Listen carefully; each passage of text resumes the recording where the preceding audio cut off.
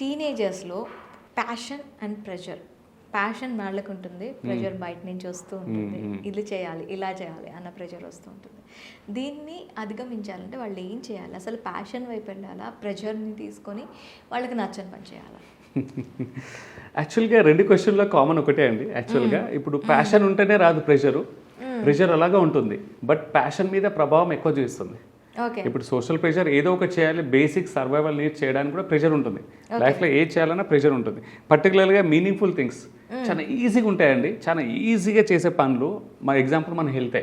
ఇప్పుడు example health గురించి అందరికీ తెలుసా ఎంత ఇంపార్టెంటో. హెల్త్ ముందు అన్ని సెకండరీ అండి, ఎవ్రీథింగ్, కెరియర్, డబ్బులు అన్ని సెకండరీ. హెల్త్ ఈజ్ వెల్త్ అంటాం. కానీ ఆ హెల్త్ని మనం బిల్డ్ చేసుకోవడానికి మనకి ఎంతో పేషెన్స్ కావాలి అండ్ ఎంతో డిసిప్లిన్ కావాలి, కమిట్మెంట్ కావాలి. అది చేయలేకుండా ప్రెషర్ బిల్డ్ అవుతుంది మన మీద. ఆ ప్రెషర్ అనేది పేరెంట్స్ ద్వారా కావచ్చు, సొసైటీలో కావచ్చు, లైక్ వర్క్లో కొన్ని ప్రొఫెషన్స్ ఉంటాయి, ప్రెషర్ ఉంటుంది బాగా చేయాల్సిందే అనేది. సో ఇక్కడ ఏంటంటే ప్రెషర్ని మనము నెగిటివ్గా తీసుకోలేమండి. ప్రెషర్ కూడా ఉండాలి లైఫ్లో, but it should be an healthy బౌండరీగా. ఒక హెల్తీ బౌండరీగా ప్రెషర్ ఉండాలి. మనకు ప్రెషర్ లేకుండా కూడా లైఫ్ కూడా బోరింగ్గా పడుతుంది, ఇంట్రెస్టింగ్ ఉండదు. సో ఇక్కడ ఏంటంటే ప్యాషన్తో ఏదైనా పర్సూ చేసేటప్పుడు ప్రెషర్ కనపడదండి. న్యాచురల్గా ఏంటంటే ఏదైతే మనం ఇష్టపడి చేస్తుంటామో, ప్యాషనెట్గా చేస్తుంటామో, దాంట్లో మనకి ఇమ్యూనిటీ ఎక్కువ ఉంటుంది. Immunity on pressure. అంటే మనకు బోర్ కొట్టదు.